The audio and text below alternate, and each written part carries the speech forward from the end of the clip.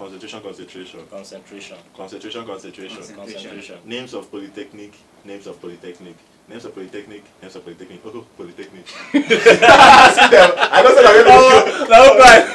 Oko is only polytechnic in my head. Oh, there's also something. If you're sure. What do you mean by Oko is only polytechnic? No, like the one I know is the popular one I know is I Oko. said the The one one is is okay. Okay. I can't cover as we call Okay. before. That's why I started laughing. Okay, alright. And then you can challenge me. If you feel like I don't know up to 5, you can challenge me. But if I list 5, you collect the card. Okay. So this is now my field card in front of me. I have to. So why is it failed? Because I couldn't get He laughed instead of answering. Instead of answering, I laughed. Okay, so as soon as you answered, I was supposed to answer. okay, I can't even polytechnic. No, exactly. That is Yes. Okay. Oh, yeah, So concentration, concentration. concentration. Concentration, concentration. Concentration. Names of cooking equipment. Name of cooking equipment. Saucepan. Pot. Okay, it's supposed to be the Yes. saucepan. Nice. Fish. How can fish you get equipment? I blanked. Okay. Oh, packing card. Okay, okay. Your turn So now. I get it. Concentration, concentration. Concentration. Concentration, concentration. Concentration. Names of textbooks used in secondary school. Okay, I'm supposed to answer first.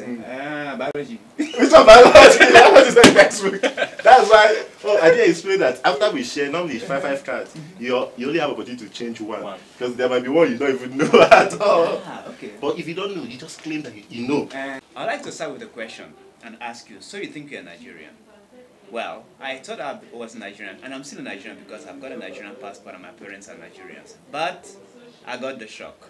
My children actually made me realize that I wasn't Nigerian. How did I do that? I bought a game, a made in Nigerian game, so you think you're Nigerian. They played it and they warned me. Why? That's true, that's really what happened. And all thanks to Nip Card Cafe, which is actually an indigenous producer of games, made in Nigerian games. And here I am with, maybe you have to introduce yourself. Okay, thank you so much, Ansel.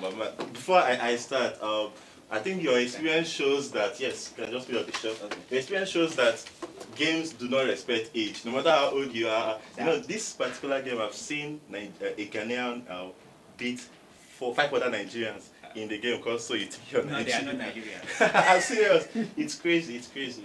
Okay, so my name is Kenechukwu Ugbuagu, and I'm the creative director and founder of Nipcard Games. I'd like to introduce myself first as a board game designer. But what Nipcard Game does, just like you said, is we design, we publish, we manufacture, and we promote tabletop games. And we try to put in as much as we can Nigerian culture or African culture to an extent, because we know that for sure that tabletop games are very, very good materials to tell stories, to raise awareness, or to even increase learnings. I'm sure that your experience, there are a lot of things that you have to find out playing the game. So that's basically what Nika do, and that's who I am. That's great. Thank you so much for that. But I've actually been wondering, but before then, this is Ansel. I am your happiest HR. Today we moved outside the office setting.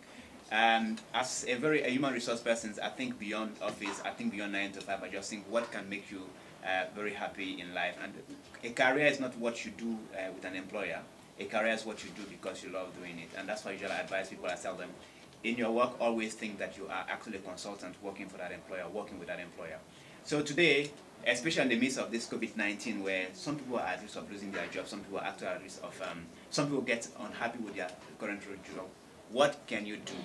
And today, this is for board game enthusiasts, and that's the reason why we are here. Casey, thank you so much for this opportunity. Can you please tell us what has been the inspiration for you venturing into board games? You can imagine that I've been asked that question so many times. Designing board game has always started from boredom, and I had this medical student friend from Cameroon, then in the University of Calabar, and there was this long ASU strike in 2013, and we were both bored, and we tried a couple of things, from swimming, weightlifting, volunteering in schools to teach, swim. There were so many things, and then we ended up in a PlayStation house, and I found out that my friend didn't enjoy electronic games, and I said, you know what, I'm going to design a very long, boring game on paper for you. And that was it. I did not think anything out of it. Prior to that, I didn't know there were games beyond the normal classic games we have in Nigeria, World, Snake and Ladder, Ludo. So I had promised a friend, out of joke, I knew if I didn't design it, it wouldn't have, done anything to our relationship. And I think part of also the things that caused it, now that I'm thinking of it in retrospect, is that in the compound, they like to play Ludo a lot. I didn't really enjoy it, but I love to watch because you see the arguments and all of those. So I designed the game on cardboard. We played with some Ludo tokens and they died. We later on published the game years later. It's called Kubwa. But I think the real inspiration started 2 years after when I started volunteering with VSO, an organization I later started working with. And I was stationed in Ikorodu, Lagos as a team leader for an ICS program where young people from UK come into Nigeria and then live with other young people in Nigeria, most times in rural places, and then they work for like 3 months and learn together within that 3 months. But it was also a good opportunity for cultural exchange because, I mean, I had designed a game 2 years prior, right? And then I was with young people who, in their country, there were so many games, probably 1 million games in their country, and it's something that they play all the time. And they brought so many games with them. And then imagine their fascination when they saw that I designed a game. I mean, when I like, hey, I think I've designed something like this before. And they were like, well, you know what, Casey, bring this game, bring this game. Put colors, let's play. And then we had a mini convention. I remember there was this, usually we have socials, and then we played it. They brought their own games. I had that one game I designed. And then there was so much encouragement from that team that they inspired me to design a less. Remember, I designed a long, boring game. So they said, design a game that tells us about Nigeria. And then I designed EJ, which was tailored around. Is it here? No, it's not published here yet. EJ is. Have you seen that Igodo movie? Igodo. So EJ is like Igodo. It's small, just to tell them some things, scary things you see in quotes, evil forest and all of those. And they enjoyed it. And for me, it was so surreal, like seeing people playing something that I just created. So I think those were the 6 months that really, I think that 6 months introduced me to a bigger world, and I'm so grateful that happened, that experience happened. It almost didn't happen. Like, that moment was one of the worst moments in my life. I was so low, but I think I was opportunity to be in an environment that promoted that art. There are videos on Facebook. You could see the team as far back as 2015. You see the team, and we were playing games. We uploaded it. So I think that inspiration came from those times. So I hear you went to the UK to go and also teach the organization the game. What really happened? Okay, so. Well, I've been to UK twice for 2 different things. Boardgame related event was funded by Now Play This. It's in London. So there was this, they host event during the London Games Festival in Somerset House. So one of the games designed in 2015 that took me to London. So it was basically to talk about our gaming culture, our gaming experience, because there's so much opportunity out there. Like, the industry is so massive, and I'm not just talking of the old classic games, because that one alone is massive. I'm talking of modern games. People are beginning to look for, to recognize that board games tell more stories. Last year alone, there were over 4,500 games that were released on Boardgame Geek. It's like, in a subtle way, the FIFA for board game, exactly. But it's massive what board games are doing right now, and those are things that going to London was just one of it. There are so many. Besides London, there are other invitations to both China, to both Germany. But it's not about the invitation, because I know that those things will come. It's only natural. But more important is that what we are doing and the industry that we are in, it's an industry that can accommodate so much more. It could accommodate so much more young people, so much more talent, because the value chain is massive. And it's already tested and trusted. So trips, conventions, travels, sales, those will come. But it's actually good that it happened when it happened. But it's more of the games and the industry itself. It's big. It's scary, to be honest. I'm glad you talk about the value chain, and the idea is people probably who are thinking of board game, you also talk about opportunities who are there. So who is who in the process of if someone is interested in creating a board game? Who do you need if I don't have the skills, or what skills do I need really? I think that's a question for, especially in this context. There are, usually when I share this part of what I do, I like to tell people that it's better they go online to get more information. I'm sure that they are industry experts, but like I say, in our own context, what I know that you need, there are three basic structures. Then within that, you now get sub skills. There is the designing. You need a studio, and then you need a publishing house, and then you need a manufacturing house. Yeah. So from the studio, it's basically do you have a game idea, and then what skills do you have? If you have graphic skills like can use CorelDRAW or Adobe Illustrator, that's a huge plus. If your music is a huge amount from the cost, and you can better create the images you want to see. But if you don't, then you look for a graphic designer, and that's one value chain. So all graphic designers, I mean, you guys, these are a huge opportunity. Myself, I know I've worked with over 7 graphic designers, and I've only met 3. So even virtually, just to say that even virtually this can work. Then once the game is designed, now remember that if you have a game idea. If you don't have a game idea, then you look for publishing houses that can design a game for you, and you can own the the credit for that game. And that's one of the things we also provide. So if you feel like we'll provide that. If you feel like you want to design a game to teach something, and that's the objective, that's the only thing you want, or you need a game to raise awareness on the SDGs, Sustainable Development Goals, you look for publishing houses, or you look for game designers, freelancers, and then they could design it for you.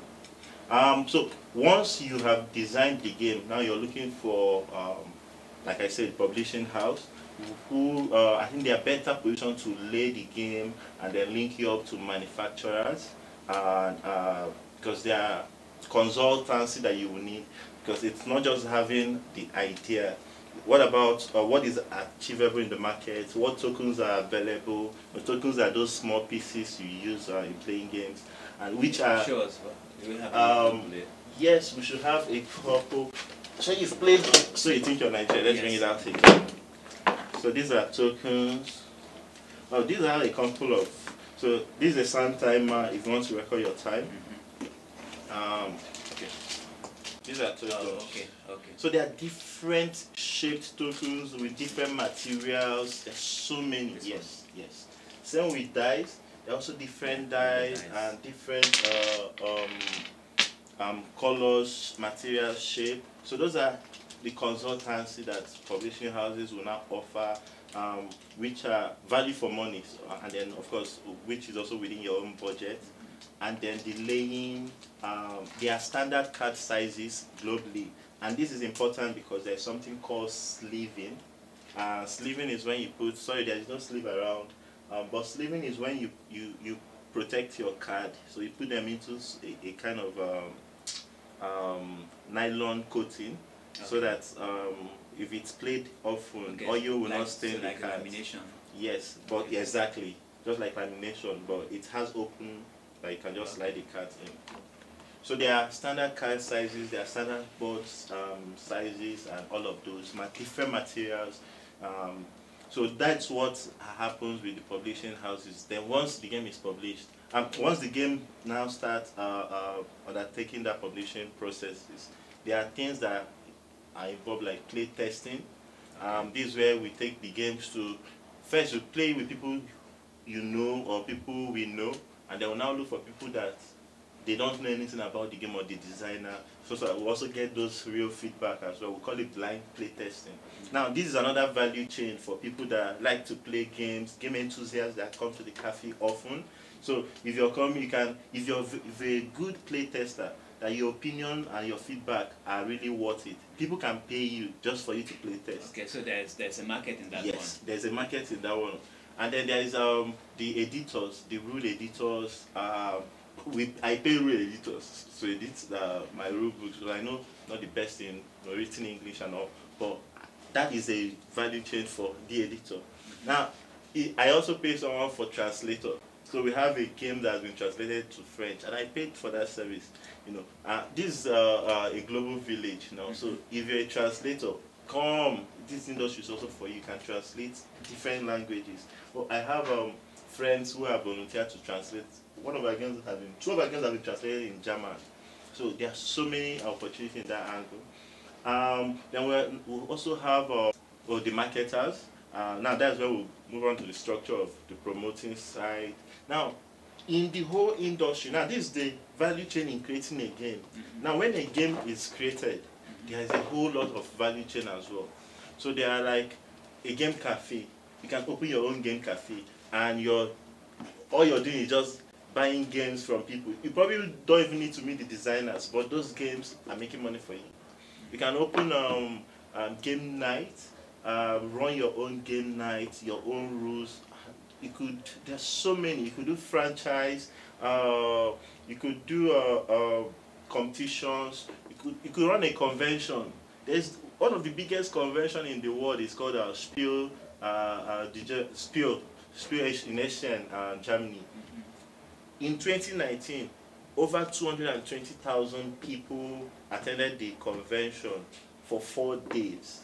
Now, the biggest football stadium is not 200,000. Right. Exactly. Now imagine over 200,000 people spending time for 4 days, and it's been running for years, more than 2 decades. And then there's Gen Con. Gen Con has been running for over 50 years. There are so many conventions, and we have the African Boardgame Convention we started in Nigeria in 2016 as well. So there are so many. You could start videos like if you're a good communicator, you could start how to play videos, and you make your money online. Think of it as think of a music. Now a music comes out, and think of the whole value chain that's post-production. Now pre-production, their value chain. Post-production is what you can do for yourself. That's also what games are. There are review videos on YouTube. Go to YouTube, you see millions of views on how to play. Most people don't like reading rule books. I have games that their rule books are like reading rule books, but they would but you would want to watch. I remember our conversation. So Casey, how do you do? I had to explain. Now, if there was a video for so you think you're Nigeria, all I had to do was send you the link, and I'll be free. And the person is getting views, and the person can translate that views to money and all of those. Then there are also the reviews on so how to play is different. Then there's the review of just general conversation around designers, because people want to be interested on the designers of these games. In the genre of games also have genres, like people want to know what are war games, what are card games, what are family games and all. So there are so many, and then the application is also endless. You could take games and then you look at these games, you know what, I think that this school is going to like this game, and then you take this game, you go to a school, and then you get them to get this game. You've turned yourself into a middle person. Yeah, because it was like me saying that this was actually a game for school, and then you told me that it was... Exactly. So it's about what you can do for yourself. Once you see a game, it's about what opportunity can I use my skill to achieve from this game, because the game is like an open book. The industry is open. There's what's it called, a photo book as well. So someone went on Kickstarter and they did a photo shoot of games. Now you think of most of these games in this cafe are not in Nigeria. Like for instance, NTA said the cafe is arguably the first in West Africa. Imagine someone that has this flair for photography coming to take people playing these games. It's the first, it probably will be only one. And publishers of this game are looking for new markets for their games, and you could show them with your images. You can even sell your images to them. So like I said, it's about your imagination and your skill, but the industry can accommodate you. That I am very certain. So talking of that, which one is your favorite game that you... I do not have a favorite game. All my children are my favorite. Okay, what's your... Well, I think these are our newest game, Village War. Okay. There's Village War. Are you sure you want me to do this? Okay, don't worry. Okay. So you said there's there are potentials. Yes. So your games, where have they gone to apart from Nigeria? Knowing that this is the first in Nigeria, where else again in the world have they traveled to? Wow. I cannot possibly know all, but I'm sure that it has gone to there's this joy usually I feel when I see a tag, a notification from someone. So from Germany, UK, China, Australia. How do you know? Is it Because they post pictures with the games. and do you send? Do they make requests from? Yes, there definitely. Yes. We sell our games. We sell on our website, www.nipcatgames.com, nipcatgames.com, and you can order and you can ship globally. And we also have partnership in US with Tabletop Games Cafe in Columbus, Ohio. So yes, if you walk into the shop, you can get some of the games. But if you're not close or you're not in Abuja, you just go to the website or on any of our social media handle. Just type in Nipcat Games. Nipcat NIPCARD. So it's quite interesting, really. So that means that this tabletop game actually it has potential to even travel outside to do it. Outside. Even within even within the COVID period, it's also estimated at 5.2 billion just for the US market. Even within the COVID, I forgot just Google these stuff. It's open. Informations are open. It's been rising for the past decade, even with the advent of technology and all of those. But technology has shown us how much more people want to be sociable. People want to, like, people come into the cafe and they say, I don't like playing. Do you have chess? Oh, I don't want to play. You don't have video games. And then once they start playing, we're now the one begging them to either calm down or to start going because we have to close and all of those. And you see that they don't press their phone often. Like, technology have shown that need. And COVID did not. Of course, COVID has changed so many ways of doing business. Anyone that would deny that is not living in reality. But even in this chaos, hopefully managed chaos soon, there are lead ways in the industry, and people are playing games, and hopefully we can all start coming out again, and people will play more games as well. Yeah. Okay.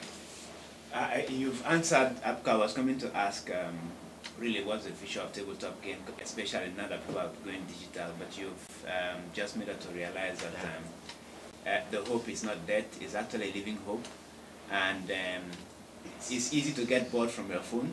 Yeah. But it's and your eyes. But this one is very exciting. Sorry, I just have to say this. Sorry, this Joy, I have friends, very older friends, and they share pictures of bringing a game off the shelf and they are playing it with their grandchildren, and I want that. Not just for myself, but for a lot of people I love, hopefully for everybody. Imagine bringing out this game and you're playing with your grandchild and you're remembering all the memories, because there are memories tied to games. I think those are valuable, like, because after all the basbos of life, and now you're with your grandkids, those things, basbos, no matter again. It's the memory, that laugh, or maybe that argument, or how you cheated, don't cheat, but how you cheated, or how you bluffed your way. Those are memories that game have. For thousands of years it's been so, and it hasn't changed.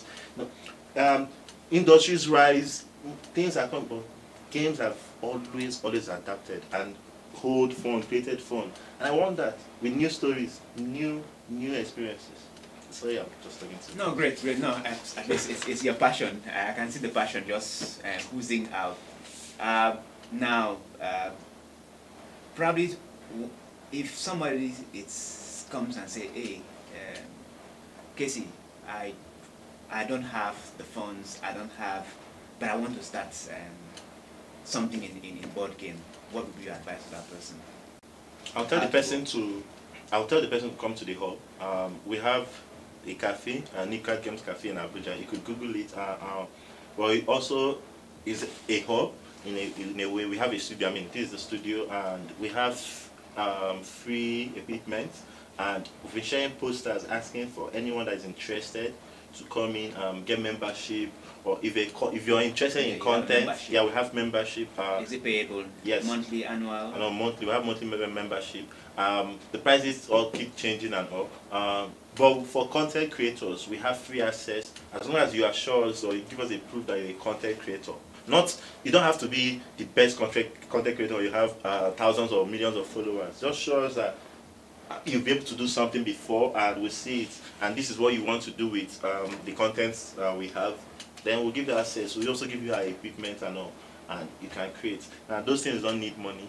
And I'm sure that from there, it's more of coming into the industry, and then you can access opportunities, because there are opportunities in the industry, especially for new communities such as us.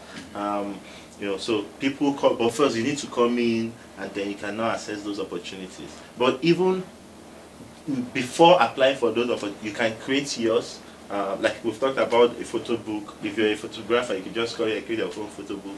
If you want to do videos, you create your own content, and those opportunities will come to you. Publishers are looking for content creators, African content creators, people that, but first you need to play these games, then you need to create it, and then let it be professional. And in 5 years' time, every designer will want you to say something about their game.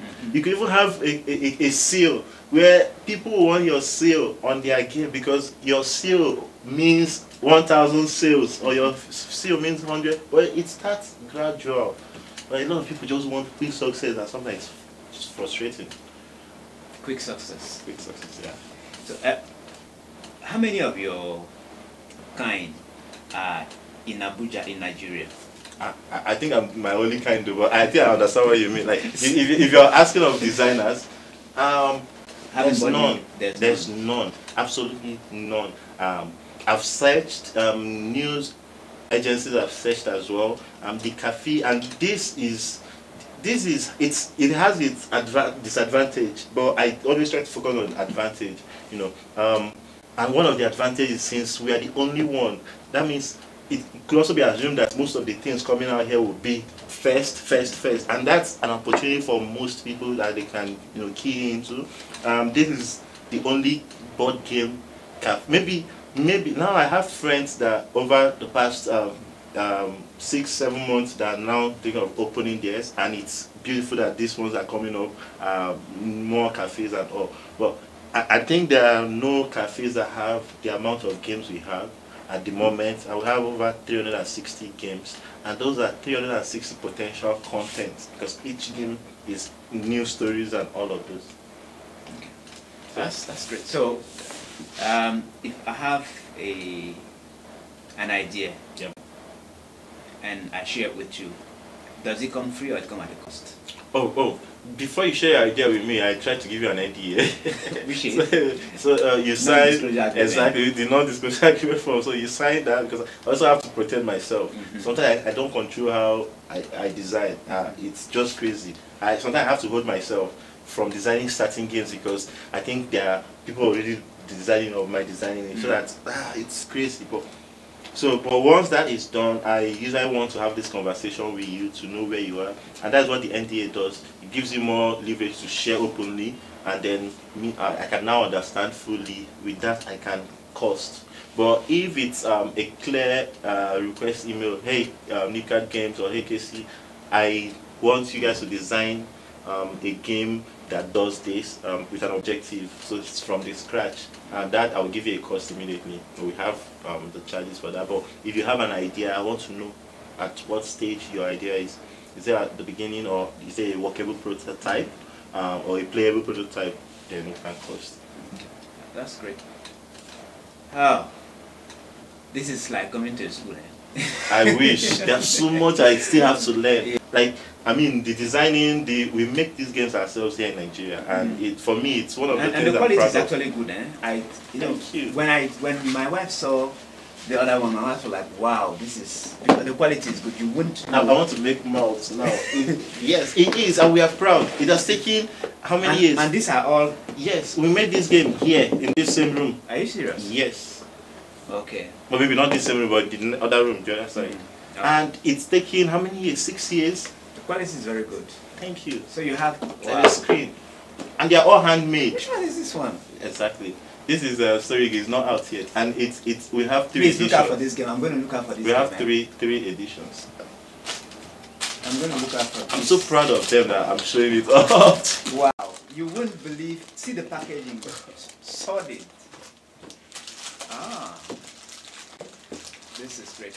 But while I'm looking at this house does that look like a Nigerian game? Nigerian house. Okay. Yes, just they are with fantasy and imagination. Look at the farmer now and the dog. Can you see the dog? Yeah. Yeah, yeah.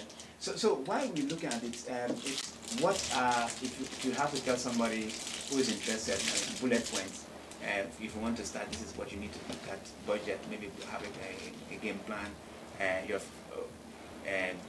a business plan, and go. What will you say? 1, 2, 3, just in bullet points. Oh, okay. In bullet points, 1, if you're in Abuja, locate Nika Games Cafe. 2, look out for a game, figure out the rule book. That is 3. And then 4, play the game. And then 5, repeat. Do this over and over again. Then all of these other things will start making sense. That is how you create a budget for what you want to do. And then that is how you even know what you want to do. Because even if you're a content creator, like which content do you want to focus on? Is it how to play? Is it unboxing video? Is it review? Is it teaching people how to, because how to play are different, or is it even, there is Play with Femi, I just started, where Femi, he has his own channel on YouTube, where he plays with his friends. You know, and then you get to see the reaction at the beginning, you know, where people are making mouth buzz, and then they play the game, and then in the end you now see different reaction. The winners are, you know, extra, and then the losers are calmer, and then you see them making mouth, and next time they are coming with, and then, you know, all of those things. So it's about you coming to this place first, and then you figure out which part you want to focus on. You might not want to create content, you might want to just design, you might want to be a rule editor, that once you read the rule and edit that rule, anyone in this world will read it and be able to play the game. So there are different things, but come to the cafe, pick up a game, play, and then repeat. From the way you are talking, it looked like it's been very easy for you. Wow! It's not easy. Let's know what have been some of the challenges you've met. That is not easy. God knows that I've cried. I've received support. The industry is welcoming, but at the same time, it's crazy. From the reputation that I've been in Nigeria, there was a time I typed my name on Google. That was 2017, and I saw a Reddit conversation. Sorry, I usually do this stuff where because I want to know, because I know I talk a lot on social media, and I post a lot of my content on social media. So sometimes I want to know my traffic, and I typed and I saw conversation about me where half are talking saying I'm a Nigerian prince, and half are saying no, that I'm legit. And this is not a joke. Because it has direct bearing in my business. On Facebook, I will post something and someone will make jokes. And this is not, I do not capitalize on those things. I'm not victimizing myself, but I don't know who is listening and then who will want to. We sell online, and it's crazy. And then, obviously, working in Nigeria, hey, it's a cliche, but it's real if you're an entrepreneur. If you know that you cannot handle it, don't even come into this. It's crazy. From other service providers taking advantage of border closure that did not affect them, or to the whole shalaye of light in Nigeria. There's so many across the years. There's so many. I don't build on challenge, but over the past 6 years, it has not been easy. There are times that we'll have to work till 12. There are times that we'll trek. Well, maybe one day I will sit down to write the challenges, but there are challenges, and it's not easy. That would be great. That would be great. So what big things are we expecting from Midgard? To be honest, I'm not super good with launching stuff. I might just say that something big is coming next tomorrow, and then somehow I just press phone and it comes out this night. Well, okay. I think in the future, people should expect more games, better games. This is our best production yet, but they're not in the market. And all of our games are not up to this level. So it means that there are new games coming out. We have about 6 that should come out in the next maximum 2 months, because we want to give people as much option as possible, so that if you don't like this one, you will like this one. If you don't like this one, you will like this one. So I think that's what people should expect. Just expect new games, not just from me as a designer, but also for other Nigerian games, because there are other Nigerian games in the pipeline that are manufacturing, and they are amazing games. And if you want to see them, just go to our website, nimcatgames.com. There are blog posts of the new 10 Nigerian games that came out last year. I made a blog about it. You could read it about 4 different Nigerian publishers and designers. So people should expect more games. Great. Thank you so much for your time. But so remember, if you have if you have a passion for tabletop games, you can reach out to Casey. Casey is here. If you want to even make some side money, you could come out and then meet Casey. Casey could tell you some of the few ideas, like he mentioned his other friends who has a channel. There's also one of events, Boardgame events. Yeah, there's I didn't mention games and gifts, games and giving. Just check them out on Instagram or Twitter in Nasara, and they are doing amazing, like with games. People are having fun, people are happy, and the organizers are making money, and that's one of the value chains from board games and all. It's about your imagination, hard work, because it doesn't come easy. Hard work and then your skill.